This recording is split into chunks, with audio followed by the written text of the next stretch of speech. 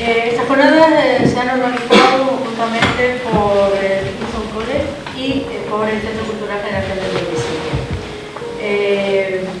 Se van a celebrar 4 jornadas, una dedicada a Walt Whitman, otra a Emily Dickinson, otra a Wallace Stevens y acabaremos con Sylvia Plath. Serán los martes y en el programa tienen los días y los lugares porque cambian de ubicación, no todos van a celebrarse aquí. Cada día habrá un acercamiento al poeta por parte de 2 profesores, poetas, traductores, y a esta intervención seguirá una lectura bilingüe que van a llevar a cabo alumnos tanto de Dickinson College como de la Facultad de Filosofía y Letras de Málaga. Al final habrá un cierre con un coloquio abierto a todos. Y nada, yo voy a dejar la palabra a Marc antes, pero antes quiero, para demostrar, y aunque no hace falta demostración que yo lo diga, la tremenda actualidad de los poetas que van a protagonizar estas jornadas, poetas norteamericanos, voy a leer un fragmento de un poema que encontré ayer en un libro de Álvaro Pombo, Los enunciados protocolarios, que acaba de salir, que acaba de presentarse en Málaga ayer mismo, y que habla de 2 de ellos precisamente. Es mayo y ganará Barack Obama. De antemano celebro su elegante victoria y su cool negritud, sus 2 hijas con sus vestiditos, su nobilísima esposa, sus mítines bailados, y en el celuloide inmortal, abruptos dioses del oeste, piel roja, conmigo celebran también su victoria. Walt Whitman, confuso y despierto y vibrante, renace y celebra también su victoria. Y también Wallace Stevens, que precipitadamente reescribe sus credenciales de edad. Bueno, gracias. Y yo simplemente también quería agradecer a Aurora y a José Antonio y al Centro Cultural del 27 la posibilidad de hacer esta colaboración en un ciclo que me parece que puede ser muy bonito. Desde hace muchos años, cuando estoy aquí en Málaga, siempre me ha sorprendido conversaciones con, sobre todo poetas, pero no solo poetas, con gente interesada en la cultura en general, el conocimiento de la poesía norteamericana.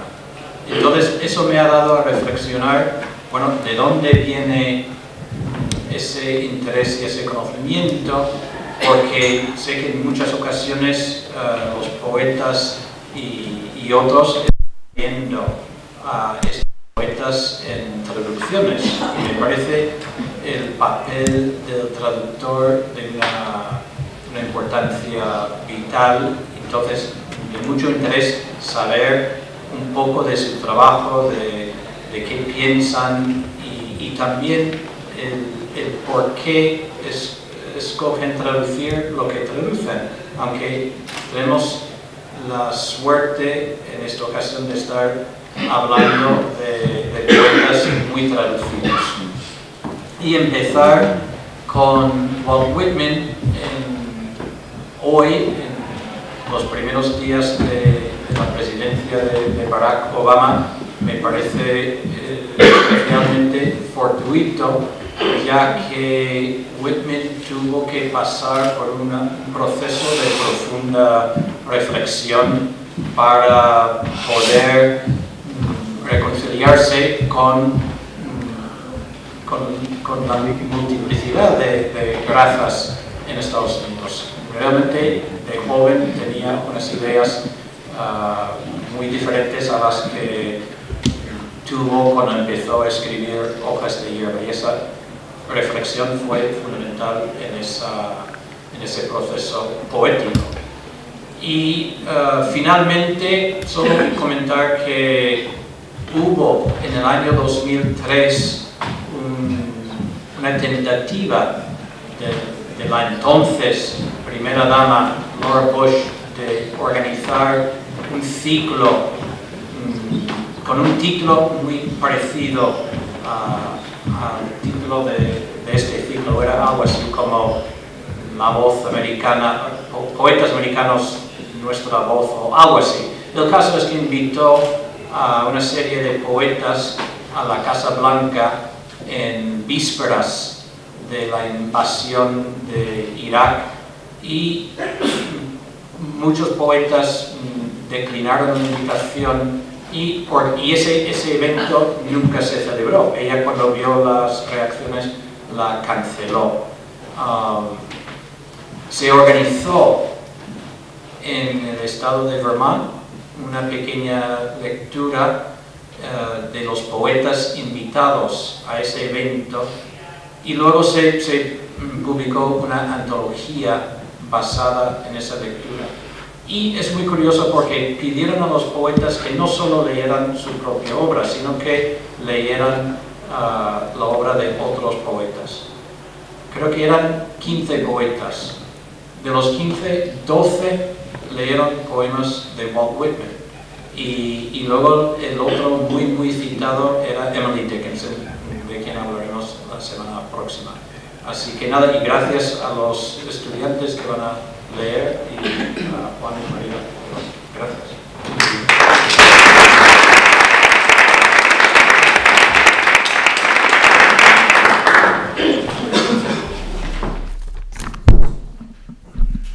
Bueno, buenas tardes. Voy a empezar mi intervención, que va a ir seguido de la de María, y a continuación, después de nuestras dos intervenciones, se hará la lectura de los poemas en inglés y en español, y a partir de ahí se puede establecer un coloquio del público con nosotros, que esperamos que tenga lugar, que haya preguntas, y ese va a ser el desarrollo del acto. Como ha dicho Mark, la actualidad de Whitman es absoluta. El poeta que posiblemente cuando lo leímos en español, en mi caso ya hace mucho tiempo, nos impresionó. El impacto primero que tiene Whitman cuando uno lo lee por primera vez es tremendo, por lo menos a mi generación. El poeta diferente a la tradición española en muchos casos, también a la inglesa, el poeta de los espacios abiertos, de las larguísimas enumeraciones, de la camaradería, de la exaltación de la gente común y corriente, también del homoeroticismo presente en sus poemas, tantas veces negado por él mismo. Voy a hacer una muy breve semblanza de Whitman, de las características de Whitman como artista, como poeta. Después voy a hablar de las traducciones de Whitman al español y voy a terminar hablando de lo que para mí ha sido, o cómo veo yo, la recepción de Whitman en España y en Latinoamérica. En lo filosófico, Whitman es un poeta hijo de su tiempo, a pesar de sus innovaciones. Es un poeta anclado en el trascendentalismo, en su concepto cósmico del yo. Sus temas son la identidad individual, el amor y lo que se llama en inglés el landscape of continents, es decir, el panorama exterior al poeta. El yo aspira a convertirse en naturaleza completa y totalizante. El hombre es un ser divino, filtro de la divinidad, y regresará a ella cuando muera. Esto es Emerson y el trascendentalismo. Ahí está Whitman, como muchos otros poetas de su época. Formalmente, Whitman es un poeta innovador. Se adelanta a las tendencias de los simbolistas y de las vanguardias. Su forma poética es libre, abierta, familiar, prácticamente prosa, abandonando casi toda pretensión estética, aparentemente. La acción es interior y no exterior, propia del trascendentalismo. Los personajes de sus poesías, gente común y corriente, no héroes. Los temas, la gente de la calle, su defensa, arenga, diríamos más bien, apasionada sobre la democracia, la celebración de vivir en un país libre, joven, lleno de promesas, opuesto a Europa, opuesto al viejo mundo. Es difícil encuadrar a Whitman en movimientos literarios concretos. La crítica norteamericana lo ha tratado bien y lo ha tratado mal, desde mi punto de vista. no se le consideró seriamente, creo, hasta bien entrados los años 50 del pasado siglo. Desde luego, al New Criticism y a T.S. Eliot no le gustaba nada. Fue un poeta, en este sentido, al menos en la primera mitad del siglo XX, mejor acogido en Europa que en Estados Unidos. Eso ha cambiado. Ahora es un poeta encumbrado en Estados Unidos, es lectura obligada de los estudiantes en secundaria y, como ha dicho el profesor Aldrich, en cualquier evento importante suena más Whitman que cualquier otro poeta. Bien, paso a hablar de sus traducciones. Contrariamente a otros poetas norteamericanos, Whitman ha sido traducido extensamente por traductores tanto españoles como latinoamericanos. Y hay que decir que la primera traducción, o las primeras traducciones de Whitman al castellano en España son relativamente contemporáneas a las francesas, a las italianas y a las alemanas. Es decir, que en ese sentido, y a diferencia de otros autores, España no se quedó atrás. En el año 1910, Enrique Díez Canedo traduce el primer poema de Whitman al castellano en la revista Prometeo.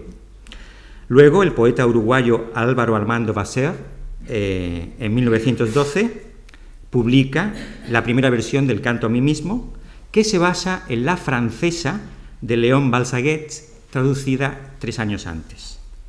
Tienen una muestra en el cuaderno que se va a leer después. Otros traductores de Whitman posteriores, pues hay un largo paréntesis hasta prácticamente terminada la Guerra Civil, donde la única traducción, entonces esos años, la única traducción es la de Basser. En el 41, León Felipe publica en México su famosa traducción del Canto a mí mismo, que en su momento no se distribuyó en España. En el 45, la poeta y traductora hispano-chilena Concha Zardoya publicó otra versión del Canto a mí mismo que se llamó Cantando a la primavera, que sí que fue distribuida en España y que fue prácticamente la única que pudo leerse durante una larga época aquí. En el 53, Francisco Alexander, un poeta y traductor ecuatoriano, publica en Quito Hojas de hierba. Y esta es la traducción que está considerada como la mejor traducción hasta la fecha de este libro de Whitman. Se ha reeditado varias veces. La última la ha hecho Visor en 2006. Otros traductores de Whitman, porque hay muchos, quizá no están todos aquí. Borges, del que voy a hablar ahora, en el 69, Carlos Liberio en el 76, Isabel del Amo en el 78, Pablo Mañé, un traductor uruguayo, en el 78, José María Valverde, que tradujo unos cuantos poemas en el 79, Mauro Armiño, un conocido traductor, en el 82, Enrique López Castellón, profesor universitario, en el 84, lo mismo que Manuel Villarraso, profesor universitario de Granada, en el 95, Alberto Manzano, traductor también profesional, traductor de Bob Dylan o de Patti Smith, por ejemplo, en el 99. La traducción de Chamosa y Rabadán, ambos profesores universitarios, en 2007. Y la última, hasta la fecha, que es, que yo sepa, la del poeta venezolano Rafael Cadenas, publicada por Pretextos en 2008, el año pasado. En el cuaderno tienen ustedes muestras de León Felipe, de Borges, de Alexander y de Villarraso. La versión de... Ahora voy a hablar un poco de la de Borges porque quiero recordar el incidente que se produjo entre Borges y León Felipe a cuento de la traducción de El Canto a mí mismo del segundo. La versión de Jorge Luis Borges de Hojas de hierba comenzó a forjarse alrededor de 1927, pero Borges tardó muchísimo tiempo en publicarla. Estuvo muchos años y no se publicó hasta 1969. Borges ve una trinidad en la poesía de Whitman. Una persona es Whitman, el hombre, que para Borges es un ser desafortunado y profundamente humano. La otra, Whitman, el mito. Y la tercera, el lector, que es el héroe de la poesía de Whitman. Quien lee esto no toca un libro, toca a un hombre. Es un memorable verso de Hojas de hierba. Borges mantuvo, como he dicho antes, una conocida disputa en torno a la traducción del Canto a mí mismo con León Felipe. La versión de León Felipe salió en 1941 en México y Borges, unos años después, condenó sin ambages la versión del poeta español con las siguientes palabras. Y ahora cito a Borges. Whitman escribe: Walt Whitman, un cosmos, de Manhattan el hijo, turbulento, carnal, sensual, comiendo, bebiendo, engendrando. Esa es la traducción literal que hace Borges de Whitman. León Felipe traduce: yo soy Walt Whitman, un cosmos, miradme, el hijo de Manhattan, turbulento, fuerte y sensual, como, bebo y engendro. Sigo citando a Borges. La transformación es notoria. De la larga voz sálmica hemos pasado a los engreídos grititos del cante jondo. En su reseña a la traducción de Whitman realizada por León Felipe, por ejemplo, Borges no denuncia algo que siempre ha denunciado, que es la superstición que hay en la literatura de la normal inferioridad de las traducciones. Aquí, sin embargo, dice lo contrario, o prácticamente lo contrario, es la superstición inversa. Otra vez, cito, enumeraré las supersticiones de la literatura. Básteme ahora denunciar esta. De todas las versiones de un libro, la más reciente es la mejor. Eso es lo que no quiere admitir, porque en este caso se está refiriendo a la traducción de León Felipe. Y en el prólogo a su propia traducción de Whitman, hablo de Borges, 30 años más tarde, escribe, quizá aún enfadado, por la estrategia traductora del poeta español. Cito: el idioma de Whitman es un idioma contemporáneo. Centenares de años pasarán antes de que sea una lengua muerta. Entonces podremos recrearlo y traducirlo con plena libertad. León Felipe no se quedó callado ante todo esto. Unos años después de la publicación de su traducción, León Felipe contraatacó en su momento con un brillante artículo titulado El Salmo, que está incluido en su libro Ganarás la luz. Ahora cito a León Felipe. Es un poco larga. La poesía española ha rehusado siempre la larga caminata de los versos épicos y de los versículos bíblicos. Cuando la primitiva epopeya francesa entra en España con sus renglones interminables de 16 sílabas, el pueblo acaba por quebrarlos hasta formar el romance. Hemos preferido siempre la estrofa alta con dimensiones de lanzón de pararrayos. Fray Luis y San Juan vienen siempre de espigar en la Biblia, pero sus canciones tienen una estructura vertical de versos cortos. Nos gusta afilar los versos, encimarlos hasta formar torres finas, enhiestas y puntiagudas. Hay en esto un proceso semejante al tránsito del románico al gótico. Las altivas catedrales góticas son las recias y largas fortalezas eclesiásticas románicas puestas de pie, afiladas, buidas, disparadas. Aquí la oración se encuentra bien, mejor que antes. Y si esto es así, ¿quién le pone reparos a la torre? Digo esto también para afirmar que el salmo español partido y verticalizado no es un gritito engreído de cante jondo, como han dicho algunos atrevidos. Pero el cante jondo, por lo demás, tiene un origen ilustre. Cuando no lo retuercen arabescos sensuales y espurios el barroquismo torpe y grotesco de la flamenquería confitera que anda mendigando por los colmados andaluces y por las cantinas de Hispanoamérica, suena a salmo todavía. Bien, voy a volver a hablar de León Felipe en un momento. Paso a hablar ahora de la recepción de Whitman en España, evidentemente muy ligada a las traducciones. Escritores en los que se puede rastrear una influencia de Walt Whitman desde comienzos del siglo XX. Rubén Darío sería el primero, que posiblemente conocía a Whitman a través de José Martí, que sí que recibe una enorme influencia de Whitman. Rubén Darío llama a Whitman el gran viejo. Miguel de Unamuno, que lo leyó en inglés, en un ejemplar de Hojas de hierba que le regaló un profesor norteamericano. Hay referencias a Whitman en algunos de sus escritos. También las hay en las principales revistas literarias de primeros de siglo, Prometeo, Cervantes, Cosmópolis, Alfar, etc. El primero es un artículo del intelectual y traductor catalán Ciprià Montoliu en 1911. También se cita a Whitman en escritos de Ramón Pérez de Ayala, Juan Ramón Jiménez y Ramón de Basterra. La influencia en los poetas del 27, si la hubo, es muy escasa. Federico García Lorca es evidentemente el que al que más se le puede relacionar con Whitman. Lo conoció a través de León Felipe y de su esposa Berta Gamboa durante su estancia en Nueva York. Entonces, Felipe traducía el canto a mí mismo. Bueno, Felipe y Berta Gamboa, porque hay que decir que la traducción de León Felipe era una actividad conjunta de marido y mujer.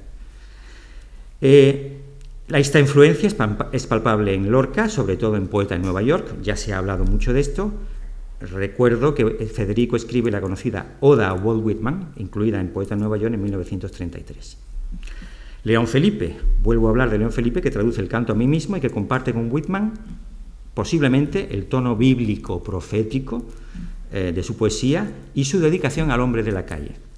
León Felipe se apropia de Whitman por parte de, se apropia de Whitman en sus traducciones, como también se apropia de Shakespeare, y esto lo justifica él mismo muy bien. Entre otras cosas, él no llama a sus traducciones, las llama paráfrasis. Felipe prácticamente duplica el número de versos de Whitman, amplifica continuamente con añadidos, intensifica, repite y convierte a Whitman, para mí, en una parte más de su personalísimo proyecto artístico. Finalmente, hay también ecos de Whitman en la poesía social de la posguerra, sobre todo en la primera generación. Hablo de Celaya, de Blas de Otero, de Ángel González, etc. Solo hay un estudio hecho en España sobre la recepción de Whitman. Es una tesis doctoral que publicó a primeros de los 90 una profesora de la Universidad de Deusto, María de los Ángeles Ochoa de Eribe. En esta tesis, Ochoa de Eribe defiende que la recepción de Whitman en España, al menos de 1900 a 1950, es una recepción parcial, que consiste en la consolidación de su faceta más humana o humanizante, mesiánica, profética, en detrimento de otras, más modernas, más sexuales, quizá, tales como su espléndida autoconfianza, que llegaba al más descarado autoelogio de sí mismo, su profunda desconfianza de las religiones, el adamismo gozoso que exhibe continuamente en sus obras, por cierto, disimulado o minimizado por el propio Borges, o su plena confianza en el poder de la democracia y del poder del pueblo. Es decir, no es una visión completa y total de Whitman. ¿Tenía razón o parte de razón Borges cuando criticó a León Felipe? Está por investigar el papel de las traducciones en esta aparentemente recepción parcial e incompleta del poeta norteamericano. En cuanto a Latinoamérica, debo decir que hay una recepción mucho más intensa, mucho más evidente. Hay que decir que muchos de los poetas que voy a citar leyeron a Whitman en inglés, no a través de traducciones. El primero es, ya lo he citado antes, José Martí, que lo leyó entusiásticamente.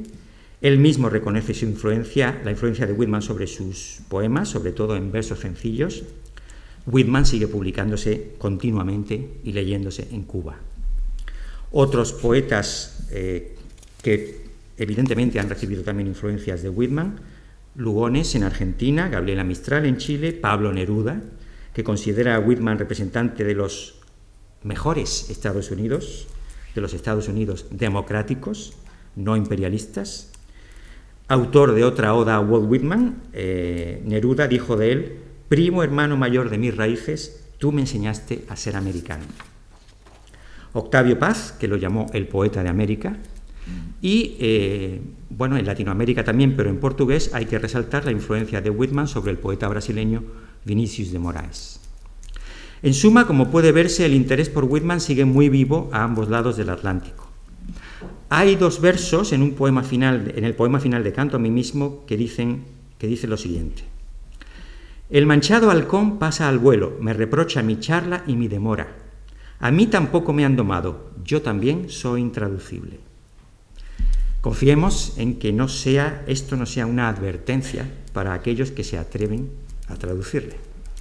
Lo cierto es que se suceden traducciones que presentan a un Whitman completo o lo intentan, pero el estudio sobre la recepción de Whitman en los últimos 50 años está todavía por hacerse. Muchas gracias.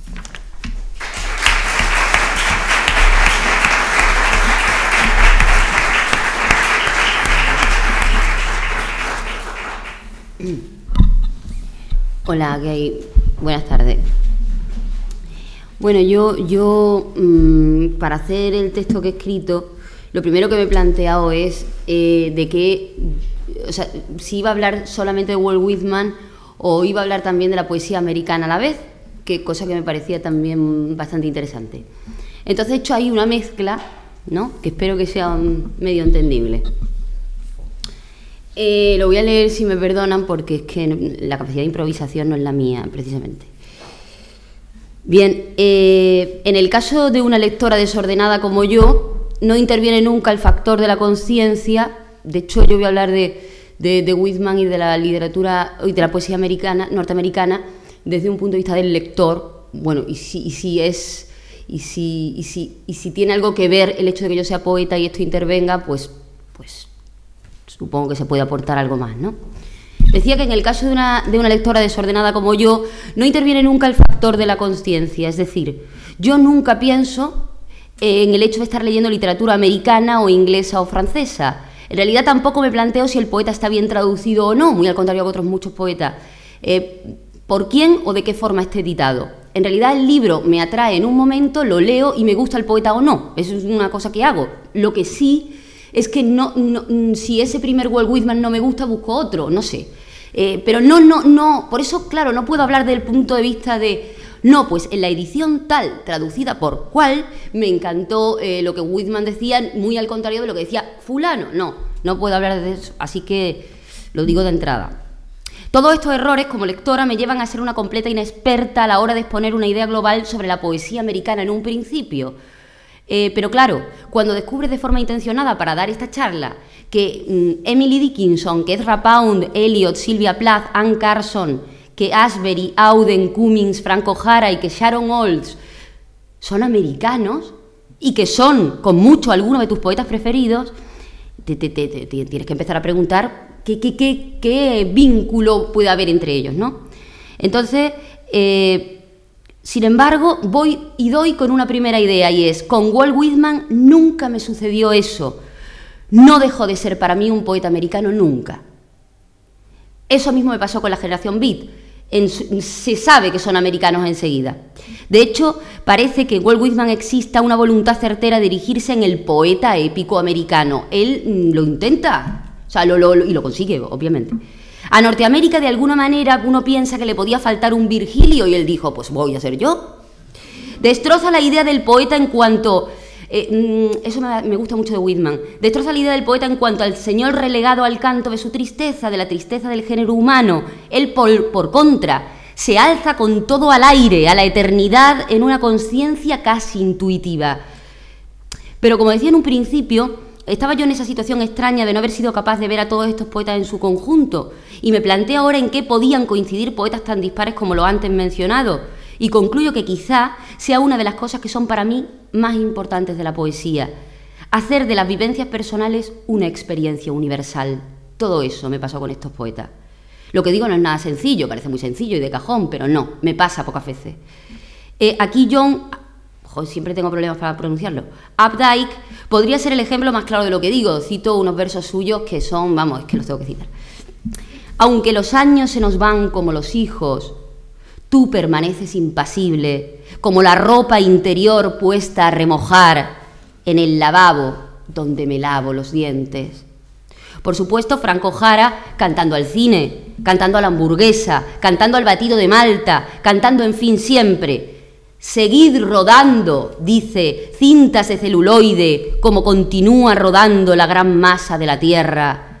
También Sharon Olds, en su libro El Padre, que habla de la urna funeraria de su padre, se llama La urna, dice, pensé que sería escalonada, con una pequeña cintura y un par de asas plateadas, como un jarrón o un trofeo de tenis, pero sobre la mesa yacía cuadrada, suave, de aspecto militar, los ángulos de acero inoxidable, un envase apto para enterrar basura radioactiva.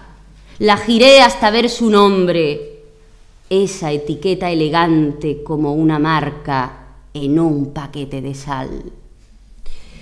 Todos tienen algo de canto cotidiano trascendido. No solo los más contemporáneos como Updike y Olds y Anne Carson, sino todos, el mismo Walt Whitman. De alguna forma no cantan a la vida, cantan la vida. No solo experimentan el momento, sino que lo realzan, lo magnifican, lo descontextualizan. Volviendo a Whitman, quizá el segundo poeta americano que leí después de Emily Dickinson. A Whitman me llevó Lorca, obviamente. Lo leí pasmada. No era posible tanta chulería en tanto canto. No era posible ser tan grandilocuente, ni tan histriónico, ni tan avasallador. Pero de ningún modo lo que no era posible es ser tan evidente, tan abierto, tan claro, tan certero, sin que se te note la tramoya como artista. En todo artista se pierde la catarsis si se muestra la tramoya, como dejaría de abrumarnos un Hamlet al que se le cayese el interior del Palacio Real de Helsingor encima. A Whitman no se le cae América, ni él mismo, y dice: mirad, no doy conferencias ni tampoco limosnas. Cuando doy, me doy yo mismo. Whitman no sugiere, no hace sutil lo que quiere decir, dice lo que quiere a voz en grito, clama desde él mismo. Nunca he visto más yoes desde entonces en un libro. Claro, nunca masíes en este caso. Sus libros son jaulas de barrotes de yo. Habla desde el pasado al futuro, en un chorro impetuoso y brillante. Sabía que miraba al futuro. Lo sobrenatural carece de importancia, dice. Yo mismo espero el día en que me considerarán supremo. Es un chorra. La crítica es brutal, sin salida. Ve lo que sucederá y después lo ironiza. Mientras la gente ni ha ido, él se parte. Whitman también es la voz, torrente del ego despiadado y perfecto del poeta. Es un vendedor de elixires, un charlatán muy bueno de pie sobre un carromato decimonónico con vistas al futuro. Vende la palabra y vende realidad bramada, descompuesta, entera y su ideal. Vende su ideal. Los dioses comparados a cucarachas en importancia, los ríos y la hierba como regalos únicos, y la imagen entera del ser humano sin prejuicios, y su yo entero como imagen de todos los hombres. Walt Whitman también susurra verdades de interior, de cuarto. Si pudiera ser un escenario de cine, sería Interior Noche. Pero hay que ser sordo, insensible para que sus palabras no te arrollen, te avasallen, te cuestionen, te atenacen. Todo lo contrario de la mayoría de los poetas restringidos a un canto matemático discreto, como Cummings o Auden, que me encanta.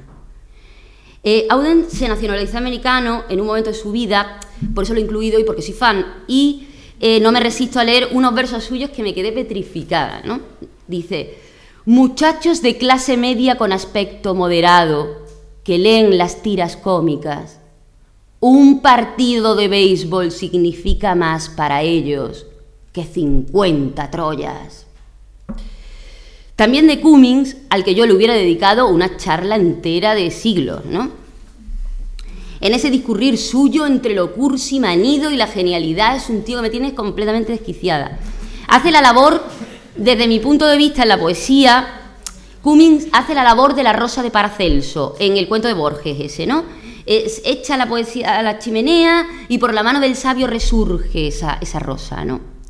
Sus cantos altos a la naturaleza y al amor son el absurdo más grande que he visto en mi vida, ¿no?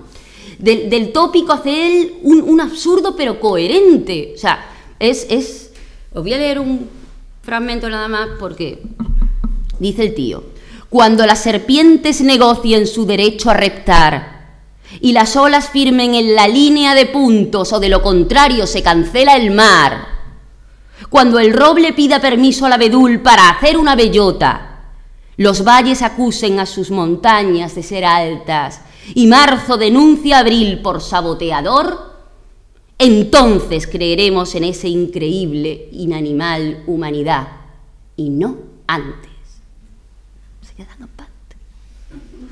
Bueno, por supuesto que Whitman tenía que llamarse así, esto es una... o sea, si cambiamos un poco la H, ¿no? Yo estoy segura que hizo juegos de palabras, vamos, es que yo no me hubiera resistido, no siendo como era él, ¿no? ¿Cómo puede uno ser Walt Whitman y llamarse de apellido con el hombre, ¿no? Bueno, lo llevaba dentro, digo, muchas veces me ha recordado a poetas como Vallejo, esa es otra que me ha pasado varias veces. Me ha recordado a Vallejo desde el punto de vista de que son conscientes de la realidad social, ávidos por relacionar por fin de alguna manera lo que existe y lo que debiera ser, lo que existe y lo que debemos ver, lo que nos dicen y lo que hay que decir. En palabras de Whitman, que no sé si estará bien traducido, que yo además creo y considero que mi traducción es espantosa. Adoro la vida de cuanto crece al aire libre, los hombres que viven con el ganado o saben a océano o a monte. Puedo comer y dormir con ellos semana tras semana. Soy lo más común, lo más barato, lo más cercano, lo más fácil. O este otro verso que es súper famoso, el de creo que una hoja de hierba no es menos que la trayectoria de las estrellas. Esto daría para un PowerPoint. Bien, de alguna forma da la impresión de que Whitman quiso escribir de muchas formas lo mismo. Esta es otra de las cosas que he descubierto de él en esta relectura que he vuelto a hacer. Yo creo que es ese efecto del poeta de que siempre escribe el mismo poema una y otra vez, no tanto como eso, sino que quiso escribir de muchas formas lo mismo. De alguna manera es el ejercicio del manierista, el que ve lo mismo de muchas formas y lo dice de otras mil. Algo así como el tuneador de coches de serie, al que le molesta lo estándar y ha tenido 1000 coches en ese mismo. Derrocha ideas, derrocha formas y se alivia de decirlas. En este sentido, me parece muy decimonónico, ¿no? Su poesía entera me recordó a una frase de Conrad, que es un filósofo hermético, físico y alquimista alemán, que no sé cómo llegué a conocer siquiera. Pero, porque además no está claro que fuese alemán ni nada, pero tiene una frase brillante que... Y ya digo que Whitman quizá le hubiera encantado escribir esta frase. Es, lo inferior es igual a lo superior, y lo superior es igual a lo inferior, para realizar la maravilla de una sola cosa. Yo creo que esto no le hubiera gustado a Whitman escribir esta frase, me ha encantado. Otra de mis experiencias con Walt Whitman es y quizás esto me voy a salir un poco del tema, pero ya voy a acabar y me voy a permitir un poco el lujo de salirme del tema, porque para hablar de Walt Whitman tengo que hablar de la serie. A mí me pasa muchas veces que entro en series, por ejemplo, series monográficas, me pasan series monográficas. Es cuando la mente, yo creo que la mente centraliza ideas, ¿no? Y las ve cristalizadas en todas partes, algo así como el héroe de las tragedias griegas. Una vez fue con Ofelia, entonces veía Ofelias por todas partes. Aquí un cuadro prerrafaelista, allí un poema de Holland, una instalación contemporánea, hasta las bolsas de plástico mojadas yacentes. El texto mismo de Shakespeare, de repente vi Ofelias en todas partes. Mucho después vino la idea de Roland Barthes y Sophie Calle, en la que mezclé ambas cosas directamente. Pues bien, una de estas series me dio por El desconocido que viaja a tu lado, que me empecé a plantear, hay que ver esa gente que, no sé, que pasa por tu lado y que te tropiezas en la calle y que no puedes retener porque ni debes, a lo mejor luego te arrepientes, pero no quieres que se vaya, o no sé, hay una mezcla ahí un poco de pérdida extraña. Y de ahí vino Virginia Woolf, ¿no? De repente me encontré con con un texto de La Ola de Virginia Woolf, el que decía, soy anormalmente consciente de las circunstancias. No puedo leer un libro en un vagón de ferrocarril sin preguntarme, ¿será este hombre un contratista de obras? ¿Será esta mujer desdichada? De ahí vino también Pessoa, de repente, ¡pum!, salté a Pessoa. El florecer del encuentro casual de quienes han de seguir siendo extraños, las palabras episódicas cambiadas con el viajero episódico en el episódico viaje. Pero es que no solo vino Pessoa, sino que Holland de repente me lo encuentro en un poema que se llama Encuentro en el ascensor, en el que dice, entramos en la cabina y estábamos ahí solos los dos. Nos miramos sin hacer otra cosa. 2 vidas, un instante, la plenitud, la felicidad. En el 5.º piso ella bajó y yo, que continuaba, comprendí que ya nunca más la vería, que era un encuentro de una vez para siempre y que aunque la hubiera seguido, lo habría hecho como un muerto y que si ella se hubiera vuelto hacia mí, solo hubiera podido hacerlo desde el otro mundo. Y después, unos días más tarde, Walt Whitman se puso allí delante. Desconocido que pasas, no sabes con cuánto amor te contemplo. Debes ser el que busco o la que busco. Esto me viene como en sueños. Seguramente he vivido contigo en alguna parte una vida de gozo. Todo se evoca al deslizarnos el uno cerca del otro, fluidos, afectuosos, castos, maduros. Tú creciste conmigo, fuiste un muchacho conmigo o una muchacha conmigo. He comido contigo y he dormido contigo. Tu cuerpo ha dejado de ser solo tuyo y ha impedido que mi cuerpo sea solo mío. Tú me das el placer de tus ojos, de tu rostro, de tu carne, al pasar. Tú me tocas la barba, el pecho, las manos. En cambio, no debo hablarte. Debo pensar en ti cuando esté sentado solo o me despierte solo en la noche. Debo esperar. No dudo que te encontraré otra vez. Debo cuidar de no perderte. Como en un proceso natural, Whitman cerró el ciclo con su final. Me vendió el elixir, hizo del océano una charca y de la distancia milímetros, del tiempo hizo todo lo que genio hace también del espacio. La fórmula de Einstein ha estado constantemente escrita. Espacio y tiempo relativos. Muchas gracias.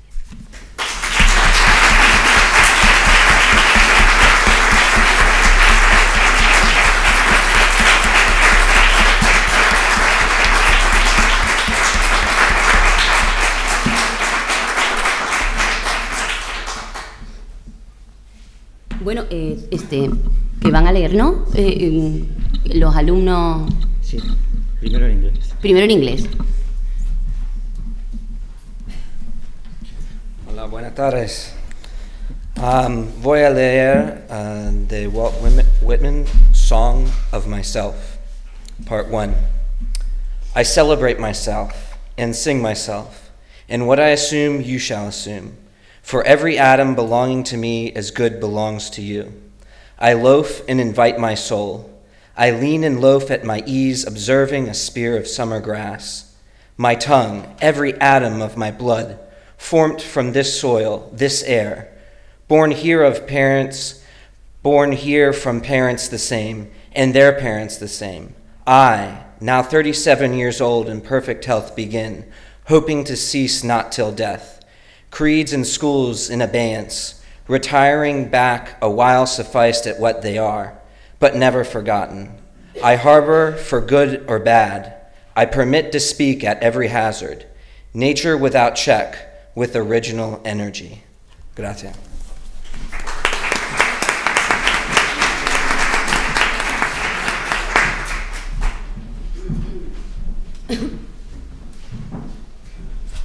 Bueno, yo voy a leer la traducción de Armando Basset.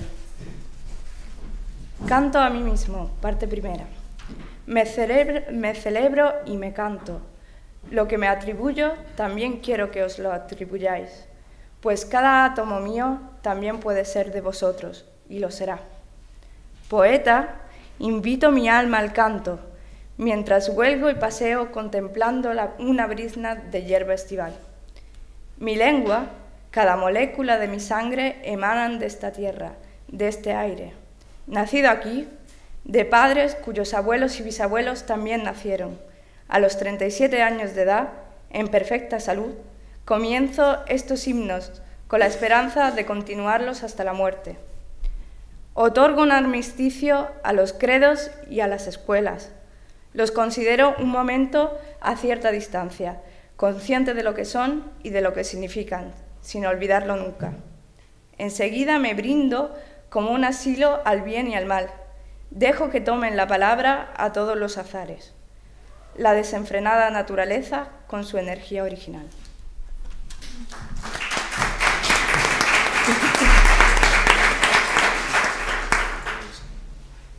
Hola, buenas tardes. Yo voy a leer una traducción de León Felipe. Canto a mí mismo. Me celebro y me canto a mí mismo. Y lo que yo diga ahora de mí, lo digo de ti. Porque lo que yo tengo, lo tienes tú. Y cada átomo de mi cuerpo es tuyo también. Vago. Invito a vagar a mi alma. Vago y me tumbo a mi antojo sobre la tierra, para ver cómo crece la hierba del estío. Mi lengua y cada molécula de mi sangre nacieron aquí, de esta tierra y de estos vientos. Me engendraron padres que nacieron aquí, de padres que engendraron otros padres que nacieron aquí, de padres, hijos de esta tierra y de estos vientos también. Tengo 37 años, mi salud es perfecta, y como mi aliento puro comienzo a cantar hoy, y no terminaré mi canto hasta que muera. Que se callen ahora las escuelas y los credos, atrás, a su sitio. Sé cuál es su misión, y no la olvidaré. Que nadie la olvide. Pero ahora yo ofrezco mi pecho, lo mismo al bien que al mal. Dejo hablar a todos sin restricción. Y abro de par en par las puertas a la energía original, de la naturaleza desenfrenada.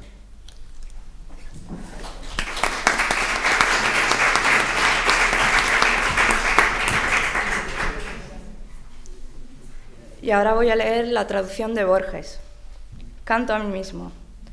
Yo me celebro y yo me canto, y todo cuanto es mío también es tuyo, porque no hay un átomo de mi cuerpo que no te pertenezca. Indolente y ocioso convido mi alma, me dejo estar y miro un tallo de hierba de verano.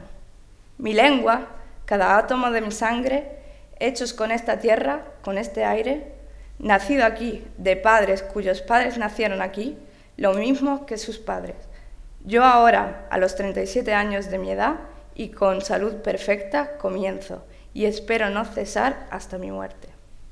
Me aparto de las escuelas y de las sectas, las dejo atrás, me sirvieron, no las olvido. Soy puerto para el bien y para el mal, hablo sin cuidarme de riesgos, naturaleza sin freno con elemental energía, que nadie lo olvide.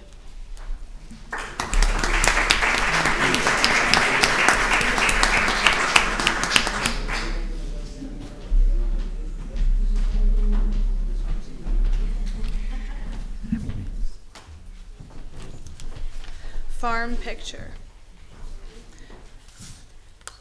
Farm picture. Through the ample open door of the peaceful country barn, a sunlit pasture field with cattle and horses feeding, and haze in vista and the far horizon fading away.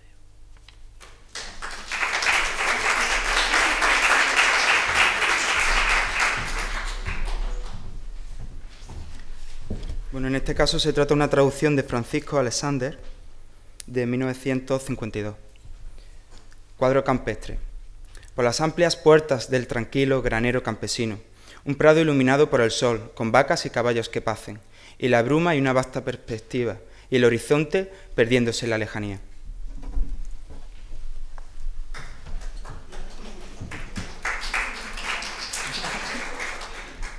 Bueno, esta es la traducción de Manuel Villarraso, de 2005.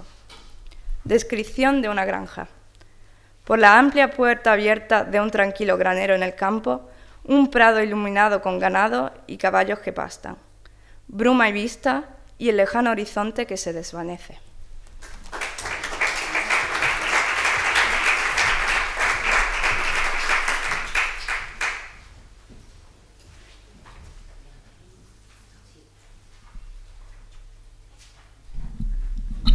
Bueno, en ese momento podemos establecer un debate si hay preguntas a cualquiera de nosotros.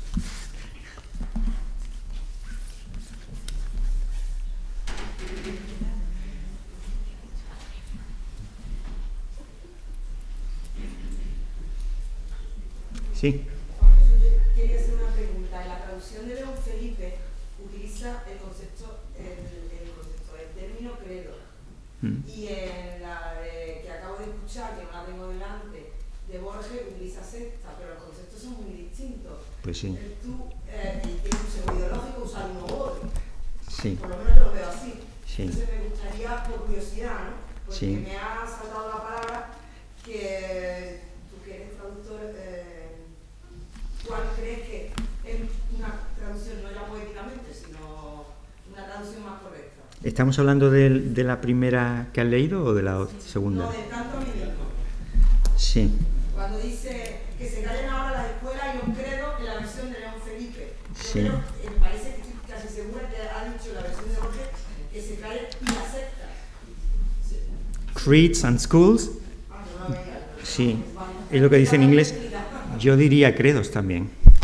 En ese caso no sé por qué Borges dice sectas. Creeds son credos como doctrinas, es decir, distintas doctrinas, ¿no? Eso es creeds. Sectas, desde luego en español actual tienen un matiz muy diferente. No sé, en la época en que escribió Borges y en español argentino, si secta y credo son sinónimos o casi sinónimos, no lo sé. Sí, perdón. Sí. Todas las palabras tienen connotaciones, como todos sabemos, y comenzando desde la pólvora. La palabra secta tiene la suya y sabemos que Borges, después de una infancia revolucionaria y roja, se hizo más de derecha y más facha de mucho cuidado. En consecuencia, no se atrevía a decir credo, en el sentido de que un credo implica una religión institucionalizada, lo cual va contra una mentalidad de derecha, aunque Borges fuera en realidad un escéptico o un agnóstico contra su propia voluntad. Es decir, no a un credo, es decir, no a una religión institucionalizada, es decir, no a una secta, es decir, no a un grupo de chalaos que se reúnen para decir que le comen el coco. Yo creo que es evidente que Borges ha traicionado en este punto concreto, en esta sola palabra, ha traicionado a Whitman, mientras que solo en este punto concreto, León Felipe ha sido mucho más no que mío. Además, León Felipe era, aunque cristiano, era un cristiano herético, absolutamente herético, con creencias budistas en la reencarnación, una serie de era un cristianismo muy ortodoxo, digamos así. En consecuencia, a él no le producía ninguna molestia decir ningún credo, que no tengo el texto delante porque lo he perdido, perdón. Credo, sí. Ningún credo, ninguna escuela. Ninguna escuela puede ser que escuela no se aprende literaria. Sí. Un credo, Sí. Creo en Dios Todopoderoso, que Sí. es una oración del cristianismo más ortodoxo y católico, por lo menos el católico. Sí. Aún así, yo no me quedaría tranquilo hasta comprobar qué significaba secta en el año 1969 en Argentina. Claro. Sí. Sí, Julio. Antes has mencionado el homoerotismo. Ajá. El homoeroticismo. Sí, debería haber dicho homoerotismo, sí. ¿No crees que la poesía de Whitman tiene mucha más influencia de la aparente, de la que parte de sus dicciones y del homenaje explícito, precisamente por esa asunción del goce del cuerpo y del homoerotismo, más allá de la mención expresa? Yo creo que toda la corriente de poesía homoerótica contemporánea, la española también, ahí está batiendo mucho en el arte. Sin duda, pero esa ya es una poesía más bien reciente, es decir, de las últimas décadas del siglo XX, me refiero a la poesía más explícita en ese sentido, ¿no? Pero tropezamos siempre con un problema aquí, y es que incluso si uno va a ver historias de la literatura gay, por ejemplo, ¿no?, que las han hecho en Estados Unidos y en Inglaterra, etcétera, etcétera, no saben qué hacer con Whitman, porque Whitman nunca admitió eso, ¿no? Y no podemos decir que Whitman sea un prototipo de poeta gay, no lo admitió nunca, a pesar de que hay indicios más que suficientes, ¿no? De hecho, él, cuando se publicó uno de sus últimos libros, Calamus, que es el más abiertamente homoerótico, pues dijo que no quiso reconocer nada de eso. También Vicente Alexandre escribe femenino. Sí. Sin embargo, tanto Whitman como Vicente Alexandre, que es un ejemplo de poesía muy anterior a los últimos años, de las décadas centrales, como Cernuda, yo creo que ahí existe una asunción del goce homoerótico explícita o no, aunque no sea explícitamente asumido, sino que está en la poesía. Sí. No de que se reconociera o no homosexual o no, sino que su poesía está asumiendo. Hay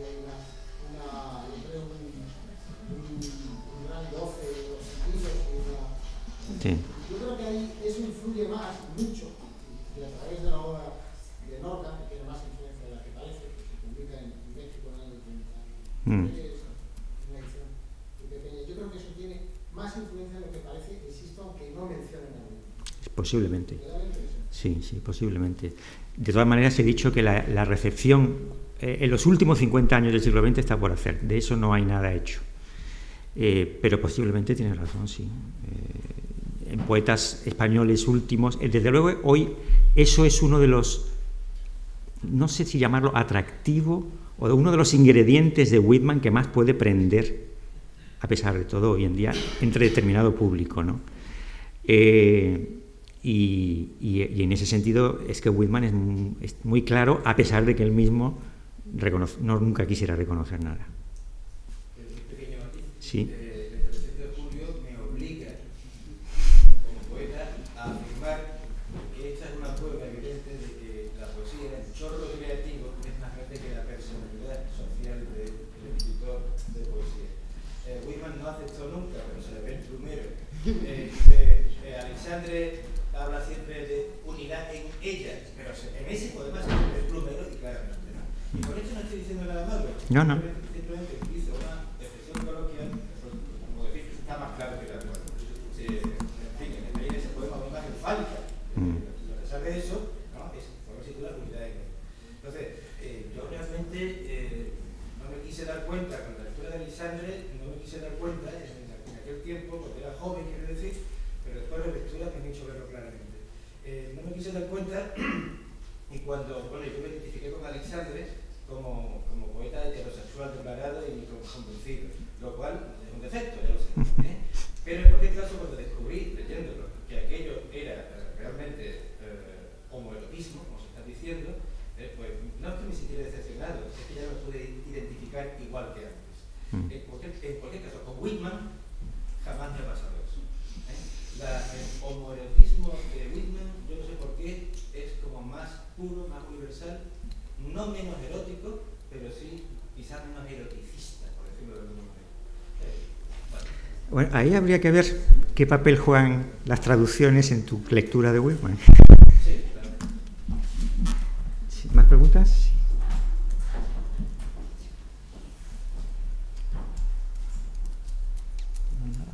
¿Nos vamos? Bueno, vamos a cerrar. Venga, cierra. ¿Tú no tenías...? No, yo no tenía nada. No, se va a cerrar el acto con la lectura de un poema de Borges, que lo va a leer María, que lo hemos rescatado. Es un poema sobre Whitman, escrito en el 69, que se llama Camden 1892. Camden 1892. El olor del café y de los periódicos, el domingo y su tedio, la mañana y en la entrevista página esa vana publicación de versos alegóricos de un colega feliz. El hombre viejo está postrado y blanco en su decente habitación de pobre. Ociosamente mira su cara en el cansado espejo. Piensa, ya sin asombro, que esa cara es él. La distraída mano toca la turbia barba y saqueada boca. No está lejos el fin. Su voz declara: casi no soy, pero mis versos ritman la vida y su esplendor. Yo fui Walt Whitman.